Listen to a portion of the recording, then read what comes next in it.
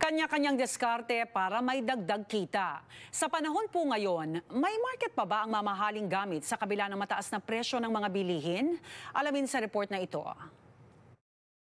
Part-time bumbero, full-time safety technician at online seller ng luxury items sa Alberta. Sa mahal na buhay sa Canada, ayaw daw mapilaya ni Queenie Rondilla sakaling mawala ang isa sa mga trabaho niya. Side hustle po since pandemic started. And then it made me realize that I need to have other source of income. 4 na taon nang ginagawa ni Rondilla ang online selling ng luxury items at sa darating na Nobyembre, ilalatag niya lahat ang mga ito sa isang event sa Edmonton. Pero sa taas ng gastusin sa mga pangangailangan ng maraming Canadians, may market pa ba ang ganitong negosyo? I recently helped one of my clients. She purchased a bag worth 2,800. She was able to make $500 profit out of it. Kasi rare na siya, discontinued na yung item.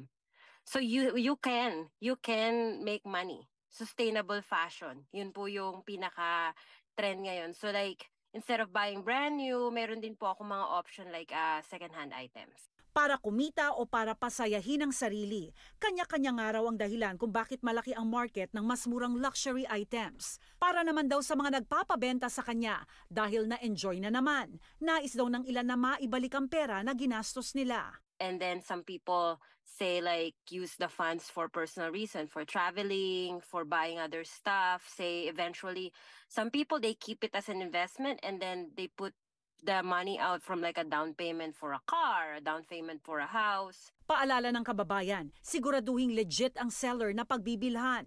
Mula online, sinimulan na ngang dalhin ni Rondilla ang luxury selling sa pop-up events. Matapos sa Edmonton, Calgary raw ang susunod para sa kanya.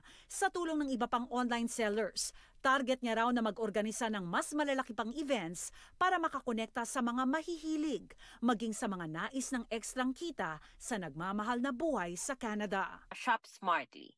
That's the keyword. So say like if you can't afford it, definitely don't buy it. If you think that you deserve to have a nice purse for your birthday or Valentine's Day, then like enjoy it. Because I think at the end of the day, it's very important to enjoy your fruit of your hard work.